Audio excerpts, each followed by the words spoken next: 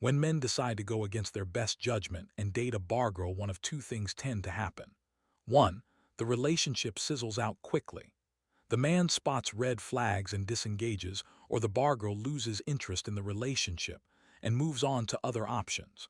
Or 2. The honeymoon period is so intense that the man overlooks or explains away the red flags. For a lot of bargirls, these chaotic moments feel bonding. So if a man survives this initial stage, the odds are high that the level of attachment is mutual. Men lose this game because they misunderstand the rules they're standing inside. They don't lose because they're stupid. I want to make that very clear. Ignorance isn't stupidity. Let's not confuse the two. And this video isn't about judging her either. She has become what she's become due to her circumstance. I doubt any of us would have turned out much different from her brothers if we'd been raised in the same environment. This is about identifying the traps men repeatedly walk into, even when they think they're being careful. The danger here isn't deception, it's misinterpretation. And once that happens over a long enough time period, the outcome is almost always the same. Trap 1: Believing intensity equals truth. This first trap is about emotional velocity. Things move fast. Affection appears immediately. There is something behind her eyes that is undefinable. Touch feels warm in ways more than one. The connection feels instant and effortless. Men mistake that speed for sincerity, but intensity isn't proof of depth. It is simply a feature of the nightlife environment. Places like Pattaya compress time.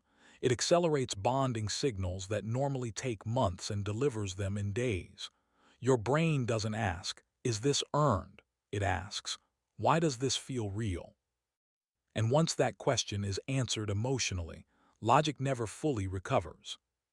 Trap number 2: Confusing emotional responsiveness with emotional investment. She listens when you talk about your problems or personal history. She remembers details that you forgot.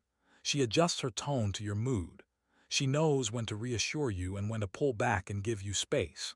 She may even clean your hotel or apartment, wash your clothes, and cook you meals. Men interpret this as care.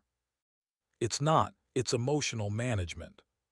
She is responding to your emotions. She is not sharing hers, at least not in an authentic way.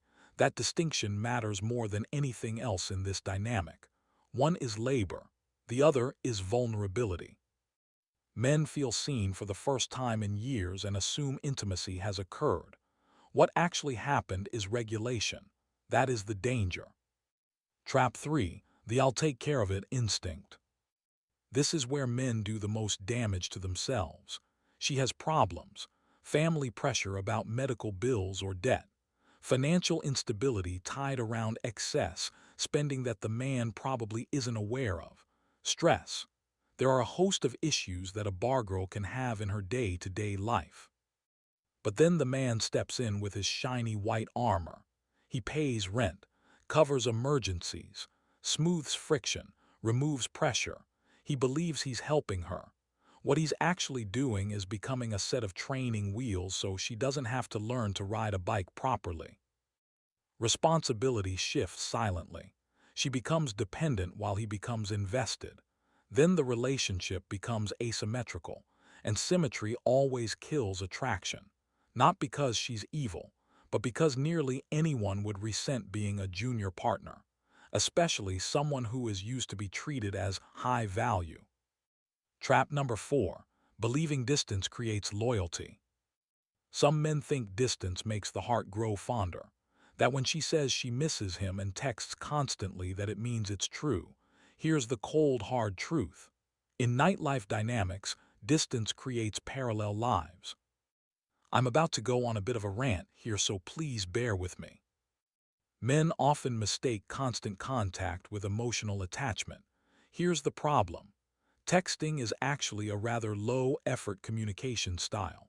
It's low cost, high leverage, can be standardized with Google Translate and distributed to multiple men simultaneously.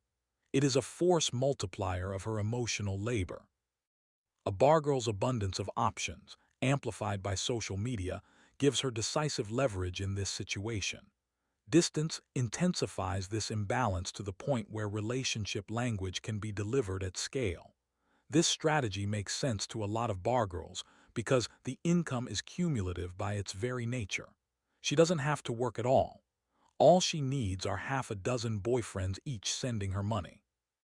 All she has to do is text all day, juggle each of their video calls, and in general be available. That is an easy feat for a woman who is likely going to spend her entire day on her smartphone anyway. Alright, so ran over. At its most basic, distance creates an imbalance that is hard to recover from. The man imagines separation as sacrifice. She experiences it as freedom from surveillance. It is two different realities running at the same time. The man. Trap 5. Mistaking quitting the bar for leaving the system. This one catches even experienced men. She says she quit. She has stopped working and taking customers. She may have even deleted or blocked all her old contacts.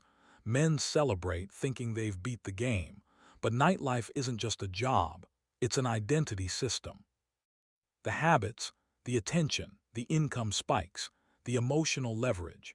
Unless those get replaced with structure, purpose, and healthy forms of pressure, the system remains dormant, not dismantled. Most of these retirements are really just pauses, not exits, just a revolving door. Because once stress returns, the system wakes up exactly as it was left.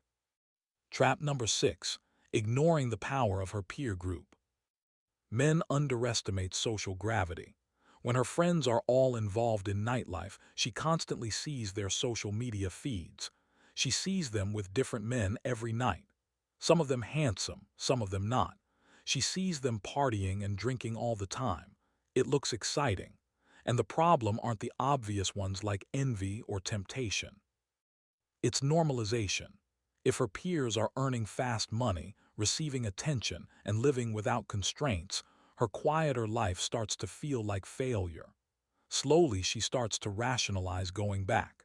She will create ways to start conflict to give her justification. She will be unhappy. She will openly compare her life with her friends in a negative light. And the truth is, once this situation becomes visible, the inner damage has already been wrought. Trap 7.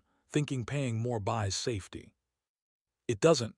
I can't count how many girls I've been with who had sponsors supposedly sending them $100K a month.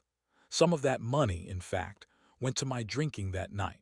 Sending that much money to a bargirl while in another country is serious clown work.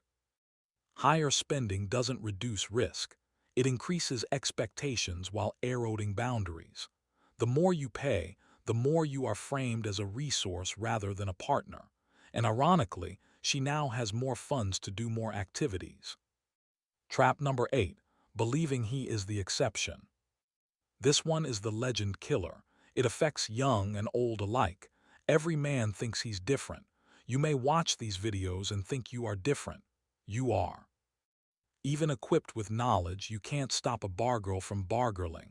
She doesn't care if you're more patient than the guy before, more understanding, more genuine. She doesn't care about your good intentions. What she cares about is how can be optimize her own life. Whether that's pleasure, fun, money, stability, there's no amount of goodwill hunting that will solve that equation that's running in her brain.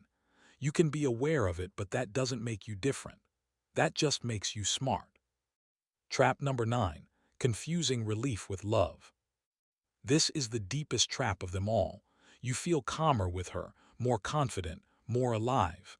Men think they fell in love with her. They didn't. They fell in love with who they became around her.